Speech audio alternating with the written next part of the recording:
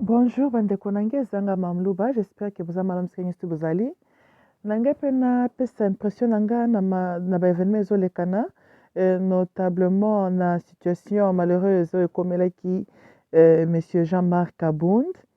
Ya liboso, peu n'importe affiliation politique de chacune de nous, ou préférence politique, ou ton avis sur UDPS, Kabila, whatever, Jean-Marc Kabound est un Congolais et il n'a pas mérité que sa résidence privée soit vandalised par un groupe de bandits avec intention de humilier ou intimider. Right? Va commettre des crimes et aucun citoyen congolais ne doit vivre dans l'insécurité ou bien dans un climat là où le terreur est utilisé pour nous kokangse munoko et surtout qu'il y a tellement zalika ko revendiquer ou ko présenter des arguments pour na bolamu ya peuple congolais. Et pour na wana, je pense que tout Congolais civilisé doit dénoncer vraiment fortement ce qui vient d'arriver à M. Jean-Marc Kabound. Et aussi, je me pose la question, pourquoi agresser aussi sa famille? You know? Donc, on dit mama kambwa ya lolendo yote. Parce que ndebo epe basalaki papa na biso Frank Diongo. Bozali koyeba lisusu babandi moko boye bakenda kotele na lopango bakangi d'une manière barbarique babetaki papa wana pene baboma. Ce genre d'histoire doit s'arrêter. Ceci dit, je tourne maintenant mon attention vers Chilombo. Chilombo, yondo zali mutu ya mboka wana. Nabola muto na mabe eko reflecter kaka yo et aussi yo ozali pe ko reflecter peuple congolais. Lobi a peuple congolais ba kritikaka ke makambo ekomelaka Frank Diongo parce que mopaya azalaka na mutu ya mboka. Peuple batelemaki basiliki babite souffrance bazomona po mopaya aza na mutu ya mboka. Mais yo ndeko na biso ya makila Chilombo oza na mutu ya mboka. Pourquoi est-ce que la même connerie continue même pendant règne na yo? Oza na mwa ba faiblesse moko ke ngai pe na identifier ata na musika, oza très passif. Et puis oza na mulimu mabe. Yo ba chrétien bazalaka nango milimu ya chrétien zalaka ta bazokende ko baka na ekuluze a réclamaka te po bazalaka na milimu ya banyo ya ba brebis imolé. Koza na mboka ata moko ta en dessous du soleil oyo se développa na ba idéologie ya ba brebis imolé. Ata King David tobelelaka kuna na Ancien Testament azalaka guerrier. Moses a libéraka Israël te po akendaki koyebisa Pharaoh ce que Pharaoh voulait écouter. Un vrai révolutionnaire, un vrai leader s'attend que des fois ba idée na ye ekokutana na opposition mais il continue avec sa vision. Joshua akotisaka Israël na terre promise te po azalaka passif. Bakotaka kuna te po bazalaki na bamilimu ya banyo imolé. Bakotaka na terre promise, Joshua était un guerrier. Hein, Chilombo? Oyeli biso ba verset biblique okenda tanga kuna na stade Kamanyola, otangi si mon peuple qui reconnaît ce peuple kono nyokenda tanga kuna, c'est bien bon mais masolwana yoza président ya mboka neza na ba problème belé. Et là comme ça mi bale na loba, maintenant na bet pese to na ba diaspora. Ba diaspora. Bomoni na efsa kabino chaque bon. Ba diaspora, en fait, tous les Congolais, ils comprennent Chilombo, mais kokende vers ba diaspora pe. Sonyo ba diaspora ba sali pe biso. Na lo bakanabino bandeko nanga pe ba Congolais et Congolaises, la nature, on ne la change pas. Laurent Ayakawa, o diaspora boya to bongsamboka. Miyibi numéro 1, ya Congo Zaire ezalaka ba diaspora. Bato batanga ki ba économie kuna na poto, nde baza miyibi wetu wa mene bango. Les grands criminels ezalaka baza na cravate na ba veste batondi français na munoko. Majorité à parlement oyo ba servir pendant temps ya Kabila les 18 ans et ba contribuer na ko baby samboka baza diaspora. Toyokani? Chilombo ye président, Chilombo peut tomber na même erreur lokola ya Laurent de ce côté-là. Oyo mais yo mabeno sikoyo ozu bana mère na yo. Oyo yebaki bien que bato baza ba frappeur, ba chécouleur, ba moins sérieux, ba coopérant, ozu tie bango kuna na kati ya cabinet na yo. Chilombo, ozali leader yo ozosakana na bapeuple congolais omoni biso oboni kongo wana ekomi nini centre de parc to ezali eloko nini okamati tout bon voleur qui se respecte bozalaki ne kuna na Belgique oke kotia na kati ya cabinet na yo bayeli kotonga babuilding batali ke lokola baninga batongaki babuilding na epoke ya PPRD bango mpe baye kotonga babuilding baye mpe bakobongisa bafamille na bango baza na souci kuta peuple congolais te baza na souci général ya intérêt ya nani intérêt général ya peuple congolais na mitema na bango te bayeli leurs intérêts privés. Mais à vous aussi, bande konanga ba congolais, nazo zong sa responsabilité pas inabino. C'est ça les inconvénients, ya ko pesa ka motu ki bokonzi ya cause ya ba filiation tribale na ba filiation ya kombo. C'est congolais, tala to matpena to ki temo ko boyebo pozana donc baïse penza moto. Yango bo moni même n'importe Kabila, tout le monde avait tourné son dos contre le Congo. Et puis vous n'arrivez toujours pas à comprendre que il arrive un temps vos lamentations aussi c'est fatigant, c'est embêtant. Parce que souffrance ya congolais, par ya mundele zali, mais mundele pas so continue ko traiter bino par rapport à votre niveau aussi. To maintenant to kita. Tant bozana un peuple moko na niveau ya bampiodi. Tant bozana un peuple moko ya ko benga ka mutu kaka poaza mwana ya Tshisekedi wa Mulumba. Mais vous méritez tout ce que vous êtes en train de vivre. Jean-Marc Abound, yo zan expérience politique kout koleka Tshilombo wana. Et là, on dit que yo bête qui marche en arrière, au tiki Tshilombo, un homme sans personnalité, a mêlé un Nouveau Testament, va pesser la ngona mangwele na yazwana kibumwana, azane passif, un homme sans caractère, bazo sakana na ye, Tshilombo zangi autorité côté le matin qu'un homme. Tshilombo, yango yo ba beta ko malamu to ba beta ko malamu te. Ngana monaka vidéo moko circula ko bimisi makofi na ba policier belge. Siko tango yo comme président, makofi sili yo.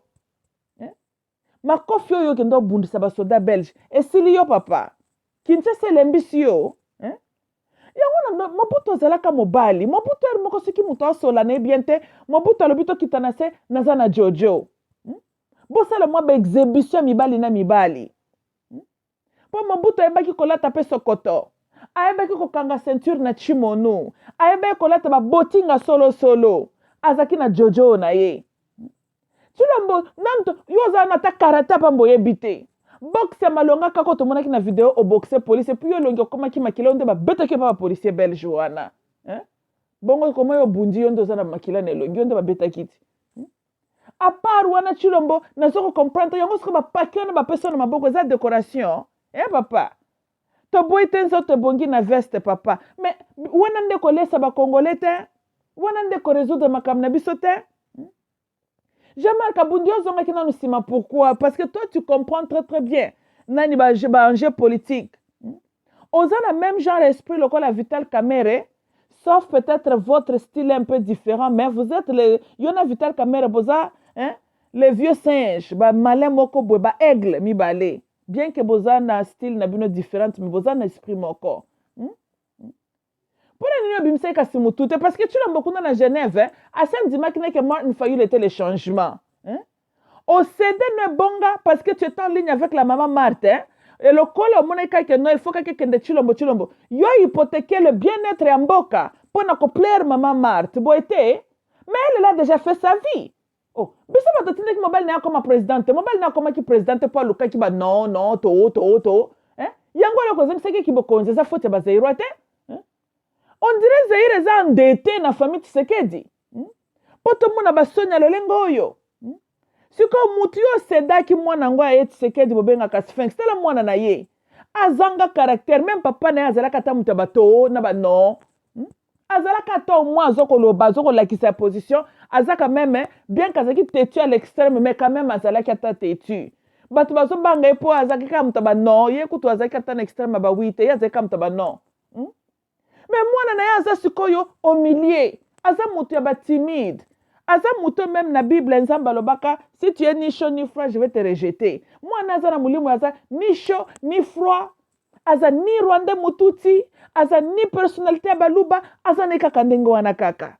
Na ye na Kabila, c'est différence za nini? Tshilombo kolo balingala, alobaka français ne malamu, akolo ba Chiluba ne malamu, akolo ba Swahili ne malamu. Kabila kuna zakana analphabète, azakane miwe national. C'est ça la seule différence. Mais bazana même qualité à cerveau. ben compétent mibale bakoma président chancelo président chancelo kopamba.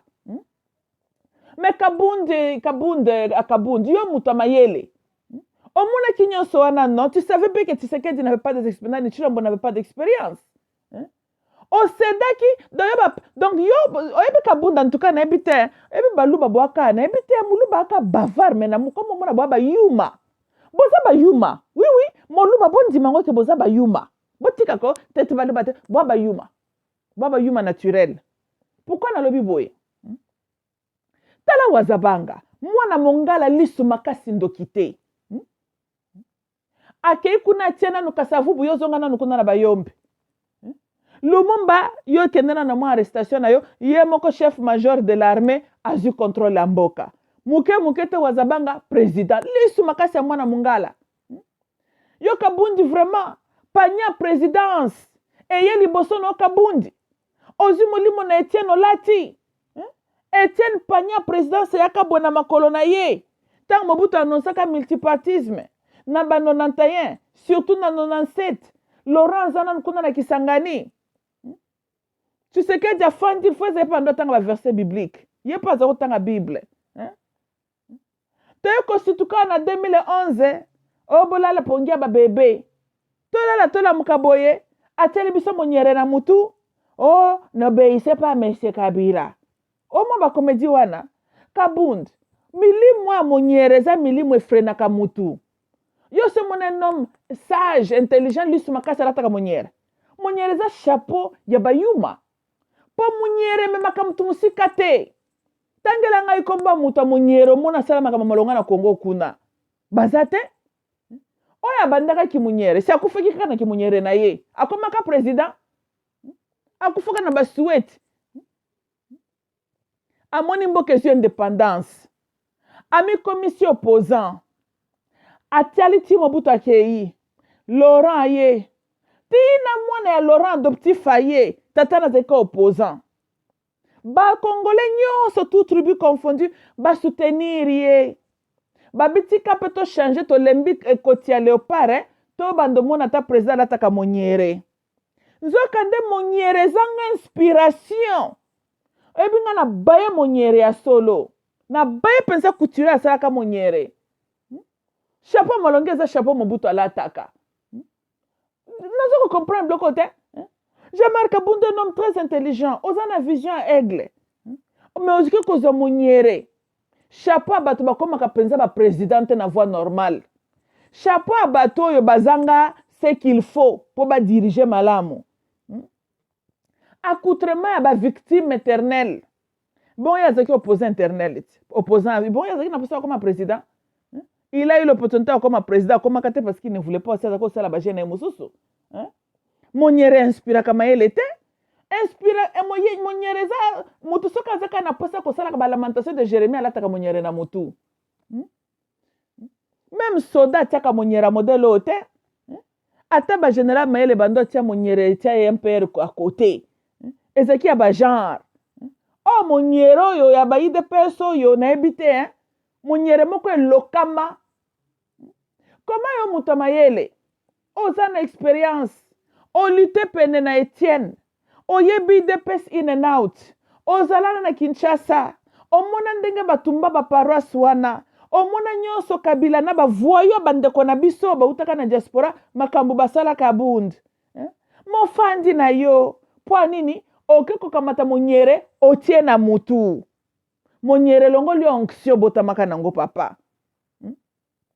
Poso ko otaka chapeau ata Mobutu yo kanti ba bêtise ngake koma polingo ko zana ba réflexion solo ndenge mobali azalaka nango et puis na 2018 on ko céder kaka na bo petete yango chance ngo boluka ko chance loko pamba chance appartenant ka pena mutu aza vigilante vie tambola kana ba saison na bata et toi la mutu soki telemi na minute wana ko sape na mutu mususu nzamba ko samba ye tin adresse na ye. Koza pena mutu mususu yo moko mwana Mayele yebela ngonga sale fort na yo kende ko bendo yo provenant ni bénédiction.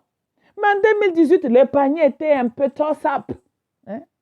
Chilombo ça c'est qui n'est pas mal Fayulu. Mais yo Kabunda zaki sur le terrain. En tout cas makambo Congo Oh milimu kaka Tshisekedi penza. Tshisekedi zaki na Kinshasa zeliti Laurent ya komi président o naza opposant yango bazo Tshisekedi na kabea kamonga makambo lolenge oyo Laurent abimeta to aza mutu abaje alobi yo mpe zongana na village na obandela ndenge biso mpe tobandaki akene mpe na bapeshe na ye kuna na kabea kamonga akesa bilanga kabundi otiki na yo Tshisekedi kuna na Genève ayokisi nanu bino soni azanga personnalité ye moko na votaki soki mpe mpo na Martin Fayulu et puis alobi le changement c'est fort dala nanu mutu ko bolobi ke papa na alitaki pendant 36 ans akomi kuna esika bazali bapona mutu moko ye akomi kuna asede na ye molimo na Isa nga moni Isa bando alata monyere na mutu yango Jacob alekelaki na mayele yo kabundo yo Tshisekedi je te donne 48 heures sinon tu as démissionné tu peux 48 heures à retirer signature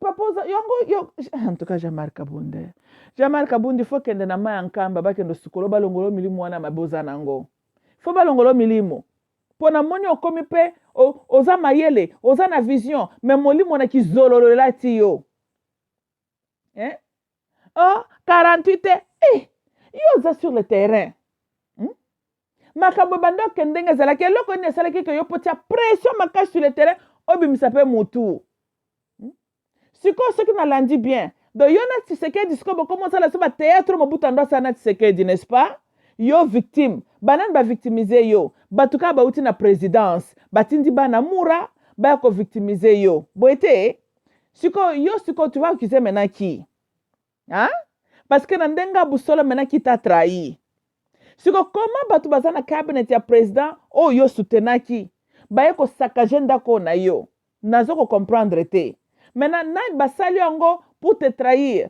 c'est avec le consentement ya Chilombo to Chilombo n'a pas contrôle de quoi que ce soit yango na ba désordre dans na cabinet na ye et le peuple congolais en souffre tous les jours Chilombo ko zo bana mère na yo ya ba frapper tondi sikuna bazoko yiba nanto depuis comme président Mbongwe bunga kakaka GDP mataka na chiffre malonga te lokola mboka ne lokama na chiffre 4 GDP ya Congo jamais le cas chiffre 4 et comme akata na 5 te et suka kana ba 4,7 yango wana wuta indépendance wuta so 1975 oyo bino bo signa ngwana chiffre 4 kasi mukolo bino moko bokolonga la chiffre 4 na bino na ba prière solo ndebe kozana ba GDP mataka ba pourcentage peuple mouvement msala ko se condamna ka verbement na ba nka nzambe wanye so na lobby peuple congolais za makambo kwa ndoki personnel ndoki volontaire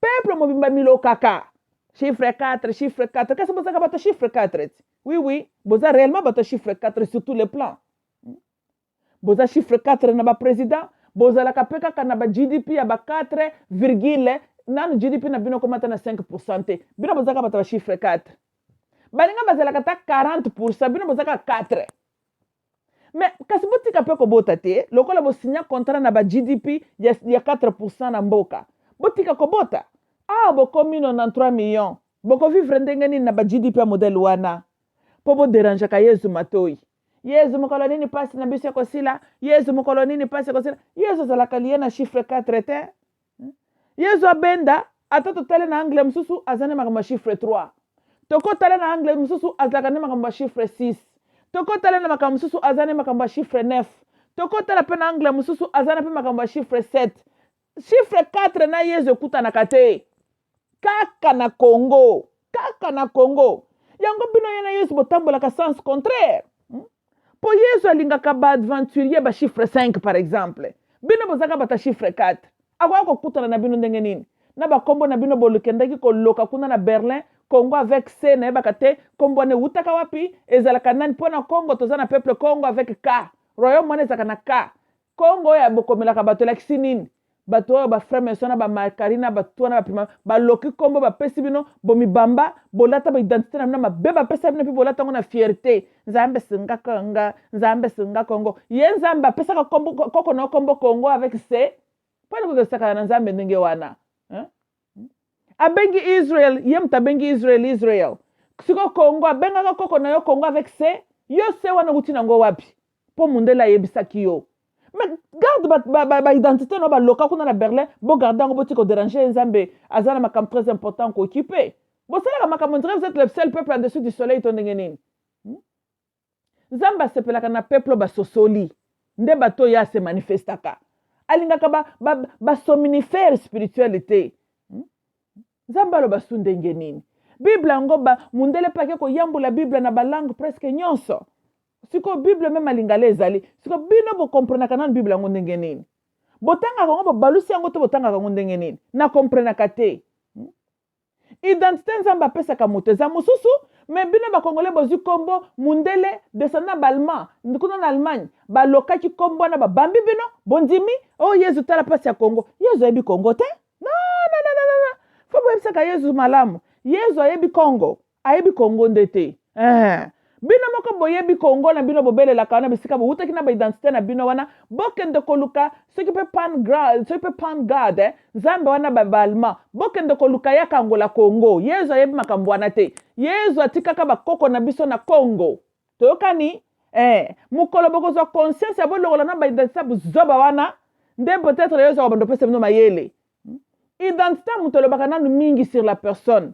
Tel un peuple qui s'identifie avec un nom qui n'a rien à voir avec lui. Ni na royaume naye, ni na histoire naye, amibambi avec toute la fierté. Yezu ayebi Congo te, ayebi Congo avec K. Bokende bino moko bokende kuna makam na bino na ba table ronde, bokende lukabisika bo utaki na ba Congo na bino, ba Congo na bino na, bokende kuna bo solo na ba Angel Merkel, botune bloko ni asa. De toutes les façons ça tombe bien.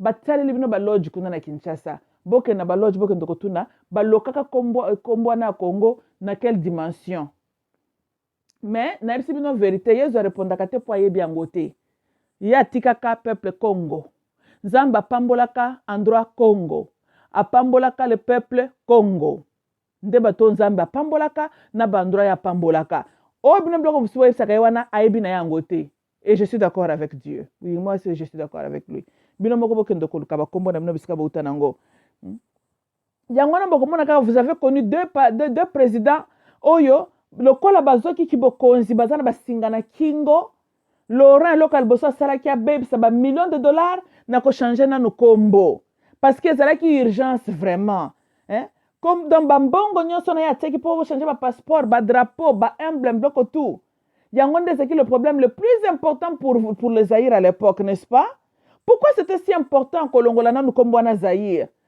na moment wana et puis depuis lors ba maintenir bino Congo ti le lobo zapeka makambu tina te ba niveau tout et comme kaka réflexion à Congo yoko ute bokoma kaka Congo ngo makambu peka ndenge wana kaka milimu mabe kotiela naka ba poison ba jalousie ba kanda ba pauvreté plus ma bezo se triplé kaka chaque jour.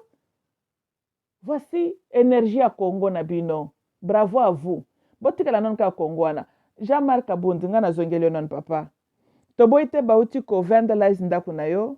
Babuki ba vitre basali o musala. Mais batwana basali o musala Jean-Marc Abondi. C'est honteux. Baza en fait une de votre branche alliée. Boite. Well, le Banamura, bolobi baspe garde républicaine. I have no idea what the hell that means. Garde républicaine de banane. Exacto, banda benga kalaba despe. Minutangi la despesa sous dirigeance ya nani ya présidente. Donc cela veut dire que zozongela suka chilombo. Ndenga ina tuni. Soki, if you were caught off guard, how did that happen? So pourquoi chilombo kolinga sala yo boye? Do yo na chilombo bokom loko la vis na gouve ya Matadi kuna ya Congo Central. Oyo vis na ye bakuba ndo salana. Mais ça qui côté, comme ngana kanseki un royaume ne se combat pas en lui-même. Comment est-ce que deux autres cadres d'un même parti bozo sala boye? Ça l'explication j'ai ezali bozali ko souligner mutemo ya mabe ezala kana baluba o bozula kango na nzela ya mangwele. Yangwana bozola kisa bizaleli bozali komiswa oyo mbwa simbwa. Yo Chilombo, si tu n'en connais rien, alors ezongisi biso so na question tu n'as pas contrôle ya présidence na yo Chilombo, hein? Donc kuna c'est du jungle. Et puis Chilombo ngai pe na tuni ya papa, pona nini congolais doit mériter soni ya motindo oyo monde entier bamoni yo. Chilombo ndiro bossa na quand même que tu as aussi le nom et l'image de ton père à préserver, hein? Nayebi mwana mobali ozokomela biloko nini. Chilombo kanga na Bible moke, yo kanga na Bible, kanga na Nouveau Testament. Pona moni Nouveau Testament ezoko bebisa bongo, kanga yango nanu.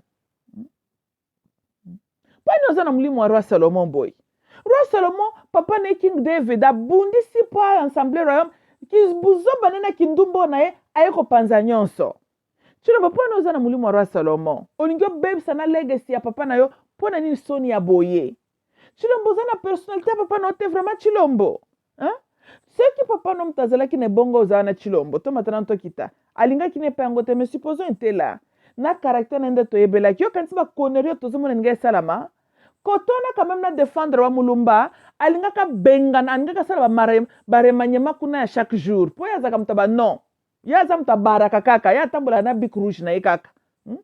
Alinga ka zala tamu tasala loko ta koti kaka boyetwa. To ati yeki abare kombo. Donc alinga ka éliminer tous les miyibi, alinga ki pa éliminer pena batu sage. Ya éliminer kaka. Momo azoko éliminer. Bango na bango bakendo pona ki étonnette qui n'était pas.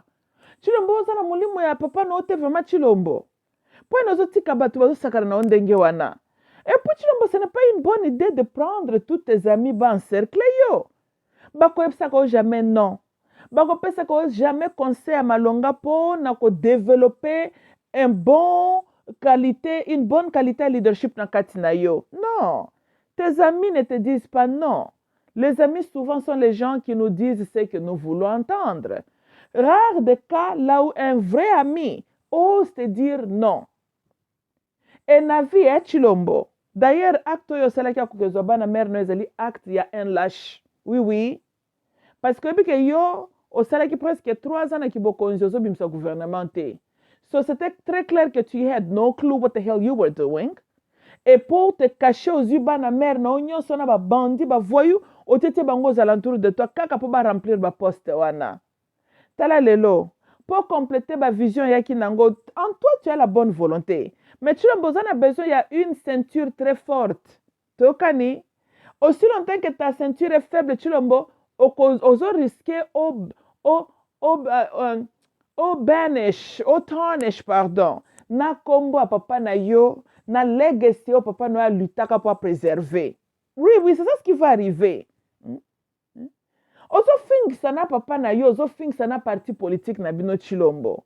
Plus pire, comme tu es le président de tous les Congolais, ozo fing sa suna Congo. C'est une honte. Comment vice-président ya parlement, batu na yo, bako kende ko sale mutindo yo. Et bon, pour un simple citoyen congolais, soka ozata ko critiquer mutu moko kuna na bana mura. Na banza bako lapider ye. Siko wapi état de droit, ce qui peut être le droit de l'homme, ce peut être des droits. Wapi état de droit. Parce que quand Zalaki Pokabund avait souligné un officier de Moura qui s'est mal conduit peut-être, mais est-ce que c'est ça alors la conséquence?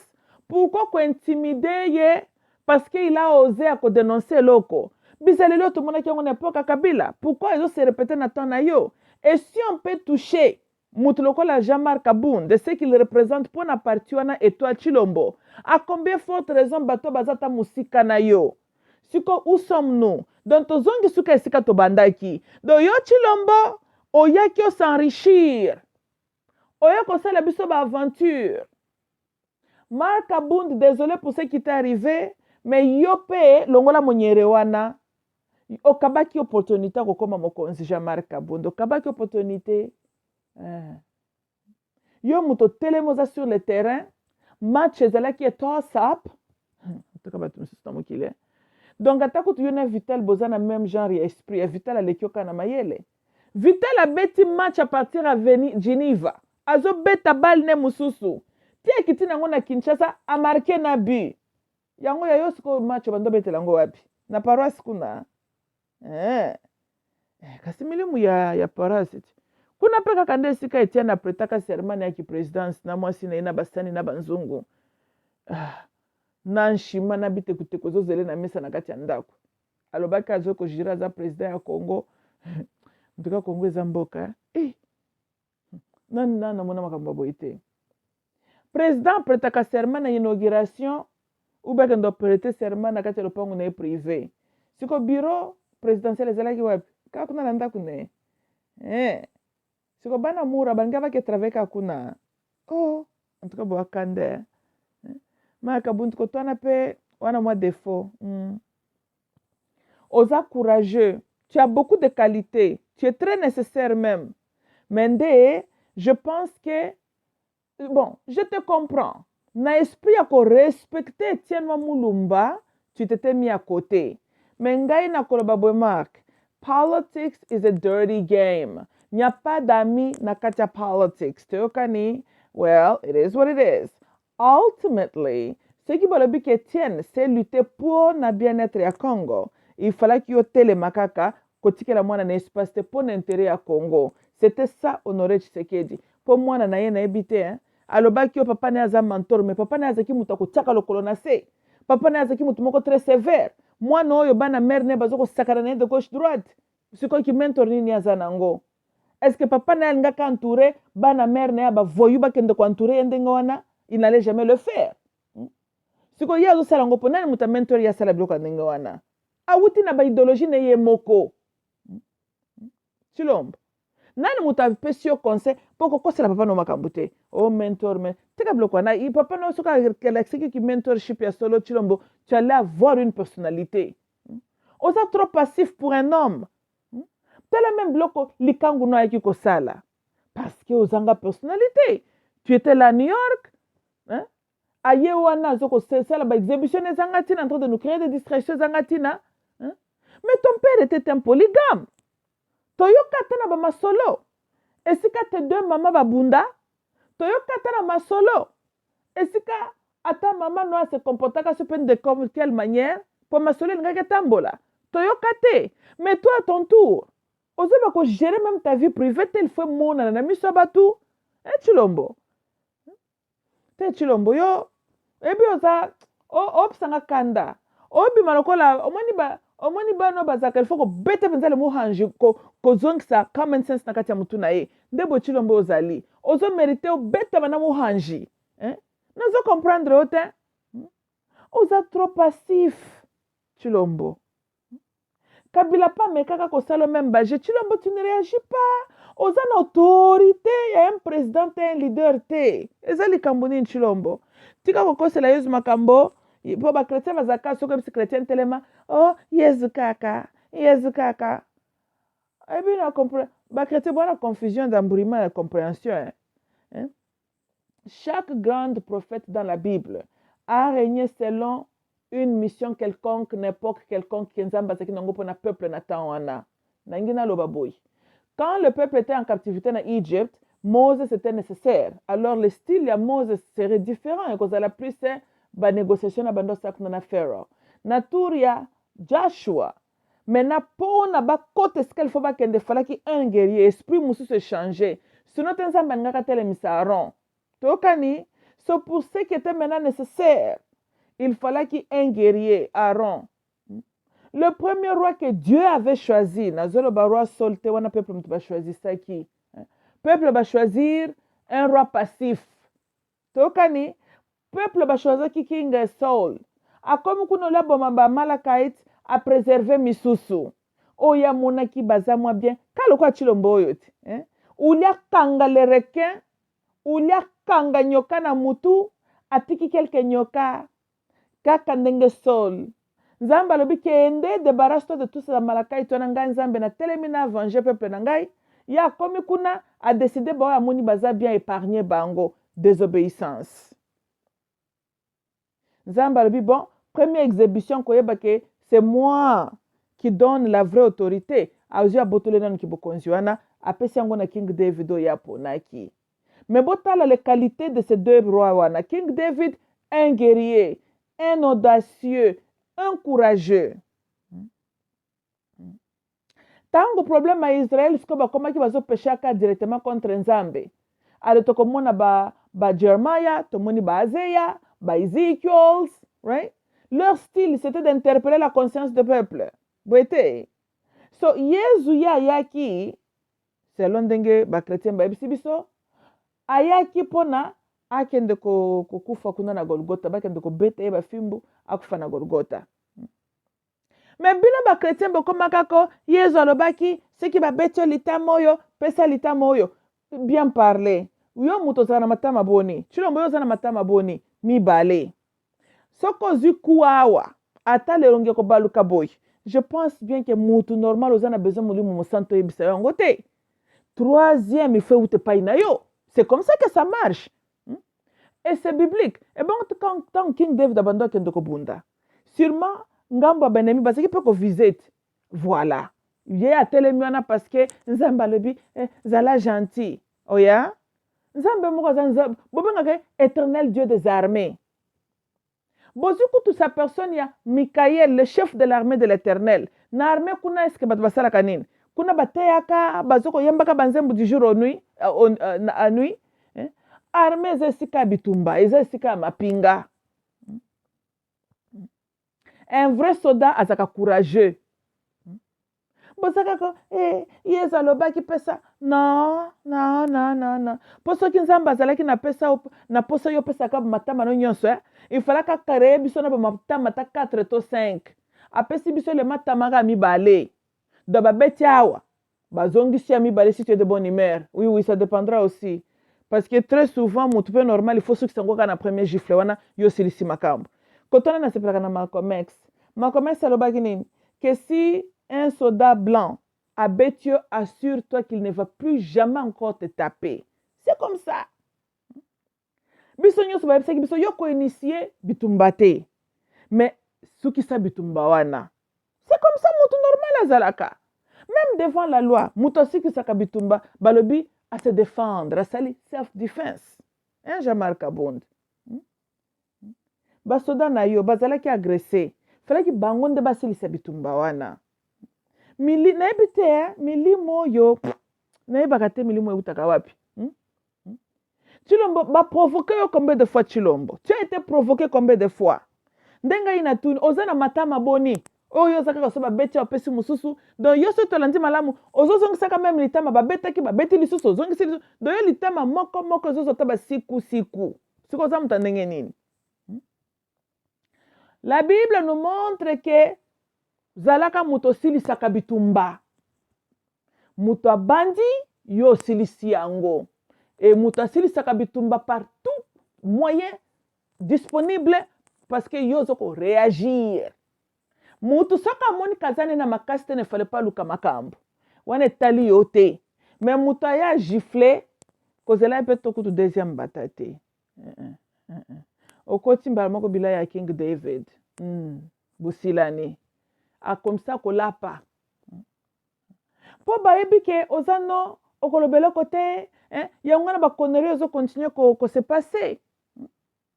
Yangwana si le peuple congolais. Congo a besoin y a un soldat à la tête du pays. Congo a besoin d'un évangéliste. Et le bata Mobutu, il y a un fils de Satan. Mobutu peut bâtir les écritures saintes. C'est ça qui peut kotanga yango. Mobutu a pas aucune église. Oh, Mobutu a kimboko na Satan. Est-ce que vous avez normal, vous les chrétiens congolais, là, bien comme si vous avez normal? Ngalobi, Tolandana l'idéologie nabino. Donc, na Katia Zahir wana, il n'y avait pas les enfants de Dieu, n'est-ce pas? Parce que s'il y avait les enfants de Dieu Zahir, admettons que Mobutu avait le maseke à Kekolo Kabino. Donc, Mobutu a loka qui n'a pas Nzambe na Zahir. Akanga qui n'a pas Nzambe. Par quelle magie? Par quelle autorité? Est-ce que bon normal? Oh. Bino bolokama na ndenge na bino baloka bino depuis Bayerle nzama kama Mobutu te. Mobutu akuti bosi bolokama. Kwa okosela ka bazabanga makambo pamba. Ya oloka su bino pona nini? Oh. Batu baloka ka bino bazaki kuna na table ronde. Mobutu anganyi te. Ye pa kuta bino bosi bolokamaki. Oui. Il n'y a aucun président yaka na Zaïre à Loki Zaïre. Aucun jusqu'alors. Même Kabila tango ya kuti bosi bolokama. Ata chilo monenga za na kuti bino po bosi bolokama. Ye mokuta bimbo ke se kufaka. Bino besoin mutakanga bino te. boloka makala. O déranger ka bato, baloki mboka oyo, bapesaki wana maboka ya Satan. Botika biloko wana. Siko ye roi Baudouin, ce qui peut roi Léopoldé. Ya koka pesa na mboka Satan te. Si azalaki cousine c'est pas reine Victoria kuna, bango na bango lignée na bango bauta kuna na Allemagne, baraso na ba serpent ba Nephilim wana. Kuna bango bakoka babino na autorité ba Azezol kuna te. Ka Mobutu un bantu, yenda ke kababino pas Satan. Boite, mais on a Satan wa zakanda. Po bana ya Satan tozomona eza ba mindele, ba Rwandais, ba Chinois, ba sala makamsusu. Siko Mobutu ye asalaki nini obomoni kaza mwana ya Satan. Et puis autorité ni Satan za na wakanga boka mobimba. Est-ce que tous ces pays-là appartiennent à Mobutu? Bon, en tant que président, oui. Mais c'est total spirituellement. Congo, nous avons de différentes tribus, différents clans. Bon, ça peut na loi même na niveau pas spirituel. Mobutu azalaka mongala, mongala. Par exemple, il y a aucun koloka moyombe ndenge nini.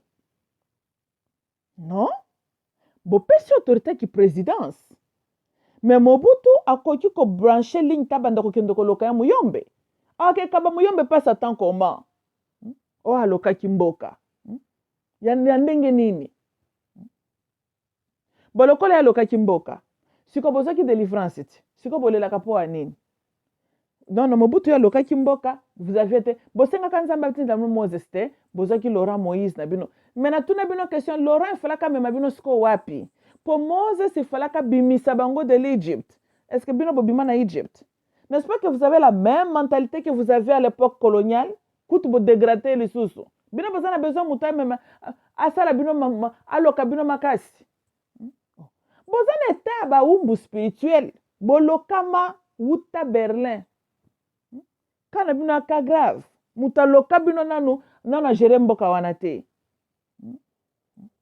Mais Mobutu anga nikuta comprena kata mwa makambo. Et puis bino bozaka soki mutaza spirituellement évolué, o azaki mutabakisi, azalaki mutaba. Kasi siko bozi bo batangela kabino ba verset biblique te. Bozi bo bakenda ka ba église ba méthodiste kuna. Oyo musaye ko tangela bino Bible. Siko bozo kangola mateka ya poanini. Bozaka nde bozaki boso poanini. Pour vous dire que la manière dont vous interprétez la spiritualité is wrong. Bolingi tro il faut mutatele maganga busha bula nde bolobia azana mpeve ya Saint-Esprit. Bino babte que Satan a aussi ses agents comme les prédicateurs aussi. Bazarakate. Kotanga Bible nde tsali ke muto asambelaka, o président na asambelaka mingi, oya. Nesa kabino chaque fois peuple nangai, je ne fais que répéter pas de konangai bozama to imangongi. Bande konangai bosu pesinga équation mentale ne bakatetolo basu na langue nini. Prier, définition prier, eza kobondela. Teokani, kobondela n'est pas aussi une garantie que ta réponse sera favorable à toi. Ça, c'est d'abord un. Les deux, ozo bondele pa ya nani, na autorité nini. Et ça t'aime ta télémia, zoko bondela, ou asambelaka. Asambelaka veut dire quoi? Azo sambele devant quelle autorité? C'est quoi la définition des mots Dieu? Dieu est un titre. Na lobana binowa, même chez un Bouddha, et keko na yewana salaka, azalaka nzambe na ye to an extent. Alors, nzambe n'est qu'un titre. Et ça t'appelle tabio éternel Dieu. Nde okanisi ke obo sambele le vrai Dieu bino nyostu? Non. Na Amérique to na ba pasteur awa, ya ba mindele pe baza ba masons. Boite. Mais dimanche tant que na ba église na bango, quand moi j'allais, il prêche au nom de qui? N'est-ce pas qu'ils sont en train de prêcher au nom de Jésus-Christ? Avez-vous déjà entendu même un pasteur américain blanc, à ce côté, il y a une Bible mususu? Bon, supposez que vous êtes mormon et tout ça, là, que tu es dans le catastrophe chrétien. Ate la Bible mususu, ça, tu as la Bible mokomokwana. Et quand il prie au nom de qui? De Jésus, n'est-ce pas? Mazana za Mason, akenda kape lodge. Tu as kani? Ça, vous comprenez que bino te moko bozana ba fabriquer bino na ndenge nini. Ce n'est pas parce que quelqu'un prie que yo commissaire en tout cas za moto ya nzambe ngai na lobi boy. Ba pasteur oyo bazaba na ba kacha secteur ba maçonnerie. Dimanche tant bokendaka ko sambela, il prie et il prêche au nom de qui? De Jésus-Christ. Il prêche de quel livre? Kaka la Bible. Mais ce cas est que bokenda émission na frère, mais c'est okondima te. Sikoi. Donc, tu vois que biloko toi zolo bana dimanche, hein, ça n'a rien à voir avec réellement ndenge yozoko kanisela. That mean all of that. No. Ba prophète bagenda ko sa nani akab, baba inen. Ba au nom de Dieu. Dieu t'aime beaucoup. Voici ce que Dieu a dit. So, ce n'est pas parce que mutatangi kombo nzambe ailo ba révélation ndo lobi kaza na molimo ya busolo na kati na ye. Na biteke chilombo zando ki chilombo ye problème nezaka aza trop passif na biteke ce qui n'a pas sa tête mais yende je pense que des problèmes na ngwana zo identifier au moins. Mais na beti pesete ke botika kosa maka chaque fois la bana mikie. Comment yo congolais na kati ya Congo Zaïre ozole la nzamba tindelo Moses? Est-ce qu'on normal? Pas kendo na yo wapi? Akati sa fleuve Congo kendo na Brazza? Toi kendo no wapi? Tu es déjà na kati ya terre promise. Tonga mboka na yo yebela. Ofanjo lingi ko evolue maele na ote pozo zela Moses sa ko libérer yo. Wait a minute now. Eza ba prière nzamba honora kapete? Kasi akondaka bino volonté na bino ti. Laurent koti bo sepelaki. Botalaki ti simana e batunini azoya na bangoti. Est-ce que vraiment un Dieu peut faire des choses comme ça là? Hein? Si que Laurent zaki Moses ndenge nini? Est-ce que Dieu peut-il prendre groupe ya batuti moko boba ko envahir terre o yapambola? Puisque le Congo, l'endroit Congo est une terre bénie par le bon Dieu. Mais ce qu'on a vu race ya bano ba descendant ya ba Moabit wana ayena bangona Laurent ba ko envahir Congo ba bandoko bomayo congolais olobio Moïse aye. Est-ce qu'on normal? Moïse akende ko libérer Israël na ba malakite à son côté ba malakite à son côté. Mais Laurent yaki na ba païa à ses côtés. Wana makambo nzambe te? Et c'est le col que Dieu était capable de délivrer au mutu fa de défaras ya ba ennemi na yo pour ça le miracle. Il y a des fois c'est vrai mais na ka oyote. Tala ndenge bozalaka. Peuple mwimba alingi kama makambo zoko ngala na misu. Peuple congolais il s'y fait c'est ce qu'il veut entendre alobe amen à ce peli. Mais ko think beyond est une qualité zo za la bino pasi bozana ezo la bino naturel te na bakate bolokami na quel niveau nazo comprendre te bato mayele bazali bono nazo ko attaquer bino te malheureusement bozande dans la minorité bozata 1% population te hein yango mona tiaka général ndenge wana bongo bato mayele bazata 2% kuna mboka na ceux qui bazala kata 5% mboka na ngaye bongati donc on peut comprendre que ata 1% te bozala ko compter kaka Nde nazali koloba ke bozali na mwa ba croyance na mino spirituelle o ezali very twisted. Toyokani mupayanga nzameli bino bosambeleli ye botombeli ye afanda na ngwendo na ye. Chilombo ye comme c'est le fils d'Étienne lokola tangel bino verset biblique mama na ya lobi na bino mokonzi ya mboka sambelaka mingi nde bolobi azaya nzambe azaya elaka. Chaque fois nazoka ba congolais bazobelo kwana chilombo azaya elaka. Boyebi bandeko nanga c'est mieux d'avoir un discernement. Nakotuna sous question. Elaka veut dire quoi? Elaka ezalaka na deux sens, positive na négative. Yuda soit kaka Yesu. Et komamaka déjà avant la fondation de la terre, son âme était déjà choisie. Que c'est à travers lui qu'il va trahir le Fils de l'homme. Ce qu'on voit le cas malam, il était déjà appointed que yenda ko trahir le Fils de Dieu. Ce qui est azandenge bolobi azali et que yemuta kenda ko benga ba Matthew, ba Mark, ba Luke et tous ces gens-là, right? Mais il a aussi recruté Judas. Why? Même Judas, si qui peut conscienter pourquoi va recruter, il n'avait pas encore l'intention de trahir Jésus comme tel. Non. Et Jésus m'a trempé l'ipana 20 à Pessier. Et en ce moment-là, Satan côté lié. Tokani? Parce que Jésus, ce qui est dans la Bible, c'était déjà décidé. Donc, si vous avez une mission, donc il n'est pas l'homme de la promesse parce qu'Azé a promis qui est venu naïe. Mais Judas aussi était na kati ya promesse wana aussi, bien que Judas soit à côté Yamabe. Donc moi Elaka ne veut rien dire. Même les rois d'Israël dans l'Ancien Testament qui ont énervé Dieu, bango pe ki bokondia chacun d'eux bazala qui peut bana Elaka. Parce qu'il n'y a aucune autorité où ces actes établis et échappé Zambé. Mais tout leader, tout roi n'était pas de Dieu non plus. Il y avait le roi que Dieu avait rejeté. Toute autorité vient de Dieu, mais c'est le même Dieu qui a aussi rejeté Nan King Saul. Toka nabi non? Ndana bi ke bobando zalaka na ba discernement. Mutoko zalaza mwana abilaka, mais en fait, ultimately, nani raison n'est que soit il va désobéir Nzambe na ndenge moko makasi. Excuse me. Crap. C'est le kinga na gorge. Pardon.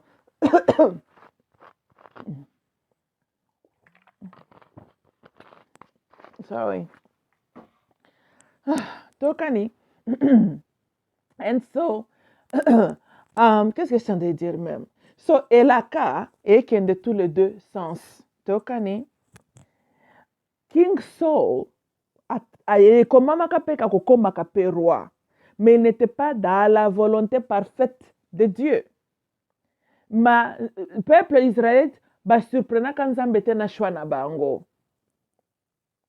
Goliath aussi était aussi dans cette configuration-là divine. Il n'est pas surprendre Nzambe pété. Et tanga makindenge wana que ya kotelemela Israël pendant que King David aussi est là.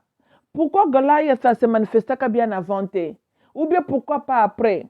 Parce que in that moment, Nathan wana, Goliath lui aussi était élevé pour une mission moko pe quelconque, kaka ndenge pe King David était choisi. Bande konanga nyonso nazola kisemno zali duality. Dans chaque scénario bokomona ka duality. Bible tondi na masolo kaka duality wute bandeli. Bozana Dieu na Genèse chapitre 1, vous avez le Seigneur Dieu na chapitre 2. Vous avez Cain, vous avez aussi Abel. L'autre, Dieu m'a donné un homme. J'ai obtenu l'homme avec l'assistance de Dieu. L'autre, l'absence de Dieu. Il y a toujours des dualités. Bon, réfléchir un peu, t'es. Là où nous avons eu Ishmael, Dieu a entendu. Nous avons aussi Isaac, Nzamba a sourire pour Nangai. How is that duality? Nous avons Jacob le trompeur. Nous avons aussi l'homme dans la peau rouge, na ba poil ne azalaki nango. Mais mutu na yende zaki na mwa retard. Tolanda. We had King Saul, na pes exemple, nous avions aussi King David. Nous avions le dragon, nous avions aussi Archangel Michael. Tozana Moses, Tozana Pharaoh. Je suis en train d'établir deux ordres spirituels. Deux forces aussi spirituelles. Na kota na bina ba détail te, bato boza très très spirituel bolandi eskana oke na lisoloy. So then, ya où il y a Jésus, then il y a aussi le Satan. Toka na bino, ceux qui vont comprendre makamna uti koloba, vous n'allez pas mbango pour te moni signe. Azamwana ya bilaka. Bilaka veut dire quoi? Même Hitler lui aussi, azekipe mwana ya bilaka. Yepe, astrologers ba monaka pe mbotama na ye. Nostradamus, comment on dit Nostradamus? Nostradamus, pardon. Akomaka ba visionnaire ya monaki de gauche-droite. Dans beaucoup des événements, salamana ya mabe na mokili était déjà aussi programmé ndenge balobi na biso par lui. Toka na bino, dans bo élevé ba niveau bo bima na makambu na bino bozalaka nango po bomoni embule betaki mukolo yango. Well, mbula eza souvent bénédiction, mbula pe ezalaka signe ya kolela, tristesse, mourning. toute pluie ne symbolise pas la bénédiction. Non. Parce que pluie ezalaka pe métaphore ya pinzoli. Mais bino tellement botangaki kaka bénis-moi, bénédiction coulée sur moi comme la pluie. Alors tant bomoni, chaque fois sali bombule betaki, embule betaki. Oya, kasi faraki bomona kasi bénédiction ngote. Lokola bambula ngo ebetaka pona kopesa bino sembola babilaka na bino bolukaka. Bosi bomoni yango na ndenge ya malamu. Bacholi bino déjà kuna tura liboso que mon peuple périt par manque de connaissances. Batangela ki bino yango pona koloba, boza bayuma. Bo comprena ki te, bino bozwili yango na ndenge mususu. Kozanga koyebezaka liwa ndambu ndambu. Ba dirigeant na bino bauti parmi vous. Leur niveau est une réflexion niveau na bino. Until yo Congolais, okozwa conscience et puis okobanda ko fonctionner plus na angle spirituel, non pas ba religion na bino na ba musique na bino bokendaka wana. Until then, ce cycle vicieux will continue. Bozaka bozo continue ce siècle, mais cycle wana vicieux. Plus de 61 ans, il y a indépendance. Bo progresser te. Veut dire, moi, no abotama kata na Congo zer na 1975, ti lelo, atikali komo na économie congolaise, ata na niveau ya malamu te, c'est la compétition na monde. Abotami na récession économique, akoli na dépression économique, azo vivre na récession économique. Bo progressaka te, rien n'a changé. Et là, que changé parce que la mentalité n'a pas aussi changé. Et bato batangi psychologie balobi, la définition de la folie, c'est d'utiliser la même formule, de s'attendre à un résultat différent. C'est ça la folie. Tangu ba bongo ezaka ndenge ezalaka. Well, là maintenant nous sommes en 2022. Vous vous attendez à quel changement en 2022? Ça serait le même ndengezala qui avant, comme ça serait aussi demain, the mind is the same. Yango bomoni roi belge le baka accordé leur indépendance. Comme c'était avant, comme ça sera après l'indépendance. Pour basi ba analyser ki ba niveau na ndenge bo rezonaka, babaki ke bato baza trop loin ya développement. Bakozonga kana makolo na biso. So, la Belgique aura toujours son influence sur le Congo. Bien que sur un bout de papier, vous êtes indépendant, mais vous n'êtes pas indépendant sur tous les plans. Pour bosser cette même élection, il faut opinion internationale. Pour na bozana matière na mboka, boyebi ko salela yangote. Donc vous êtes toujours dans la même situation bozala kanango kala. Vous êtes toujours comme ça tilelo. Et nazo continue ko beta c'était besoin mona même makamto mona kabundi. On a déjà vu ça. Vous vous souvenez de Frank Diongo? Ce n'y a rien de nouveau ici au Salama. C'est le changement besoin mona namboka zaka bilongi ya ba leader. Mais c'est toujours les mêmes personnes, le même mentalité, le même système. Bazo modifier ka muke na ko changer ka bilongi nda ba président na entourage na yeba c'est same thing qui me fait que continuer. Et bozana misu, mais bozana misu te. Bozana matoi, mais bozana matoi te. Bozana bongo, bobo iko salela yango. Siko bino moko, bokoloba na ngai. Yesu sikoyo asalela bino nini. Parce que Dieu agit aussi avec ce que toi-même tu as. Ne croyez-vous pas que tango Israël bazo poussa na pene na maille rouge, que Dieu pouvait déjà séparer les eaux? N'est-ce pas que la Bible dit qu'il était pour eux pendant le jour et pilier de feu, des nuages, pendant la nuit, pilier de feu. Et ça, le bangot.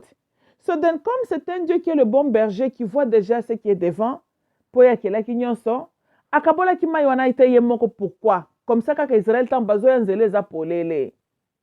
Mais Israël arrive près des eaux, bakutana embuscade mai ezali.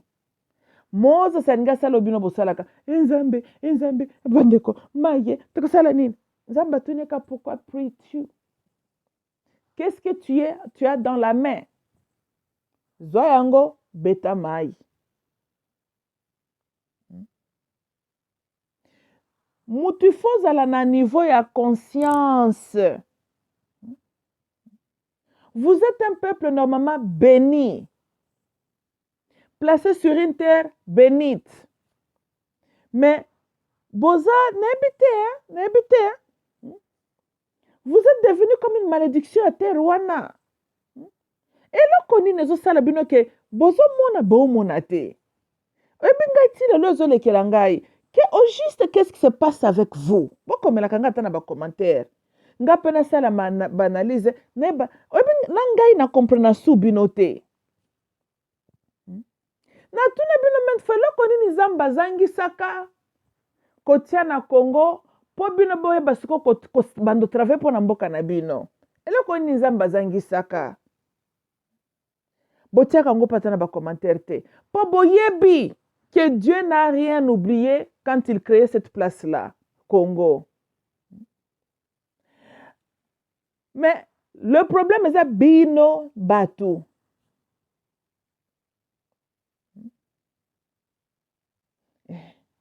Lobe koza mokolo ala omingo bokende susu kolie badiabulu na bino ndenge bomesana kolie na ngai pe na bakisio ya ngai requête na liste badiabulu boliliaka chaque dimanche bolie molimo na ignorance ezana na kati na bino tokani. Ne vous attendez pas à un bon président, à de bons leaders, aussi longtemps que vous, le peuple, vous n'êtes pas à ce niveau-là. Oh, nebsibino ezabongo. Boke nangai gauche, droite, eboye, nalobi na bino nini. Aussi longtemps que c'est ça votre niveau, boko bando tatoneka contre batuloko la ba Chilombo na bakabila oyo. Chilombo na bakabila oyo. D'ailleurs, même Mobutu et Laurent, je peux même vous dire, étaient trop, basé à un niveau très élevé, comparé même à peuple qui va gouverner, ou va gouverner qui. Nzambe pas permettre qui va longwa. Oyo bozo mona oyo, eza volonté na bino parce que c'est une réflexion na bino moko. Ne cherchez pas Joshua tangu bozana na mentalité ya ba esclave.